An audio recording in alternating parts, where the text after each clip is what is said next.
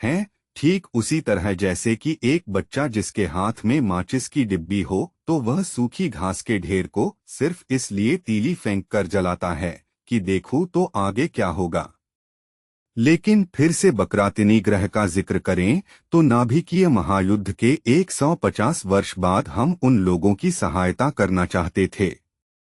उनकी उस समय की तुरंत आवश्यकता थी भोजन, क्योंकि अभी तक वे लोग केवल समुद्री भोज्य पदार्थों पर जीवित थे और कभी कभी मानवभक्षी भी हो जाते थे।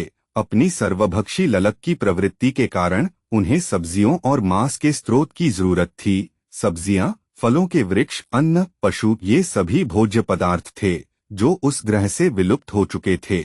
वहां केवल पर्याप्त मात्रा में न खाने योग्य पौधे और झाड़ियां बचे थे जो सांस लेने के लिए पर्यावरण में ऑक्सीजन की आपूर्ति करते थे।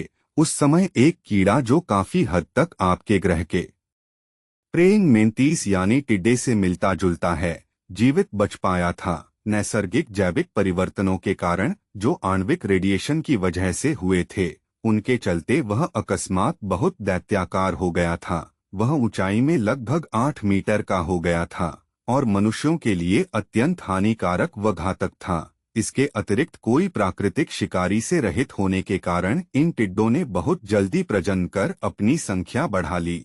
हम लोग उन टिड्डों के विषय में और खोज करने के लिए उस ग्रह के ऊपर उड़ते रहे। यह कहीं अधिक सरल था।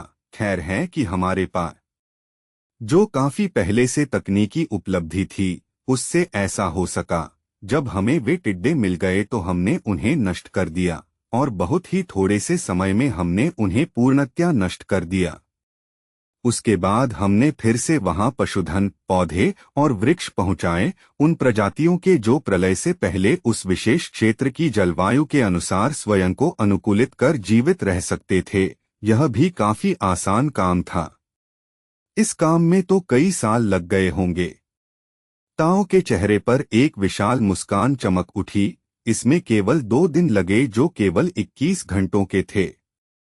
मेरे अविश्वास को देखकर ताओ जोर से हंस पड़ी। वह इतना खिलखिलाकर हंसी या हंसा कि मैं भी उस हंसी में शामिल हो गया। हालांकि मैं अभी भी आश्चर्य में डूबा हुआ था, यह सोचकर कि कहीं सच को बहुत अधिक बढ़ा चढ़ाकर तो नहीं दिखाया जा रहा था। मैं कैसे जान सकता था जो कुछ भी मैं सुन रहा था वह कितना अद्भुत था। शायद मैं कोई दिवास्वप्न देख रहा था, शायद मुझे कोई नशीली दवा दे दी गई थी, शायद मैं जल्दी ही अपने बिस्तर में जग कर बैठा होऊंगा क्या? नहीं, मिशेल ताओ ने मेरे विचारों को पढ़ते हुए मुझे टोका। काश आप इस तरह संशय करना छोड़ पाते।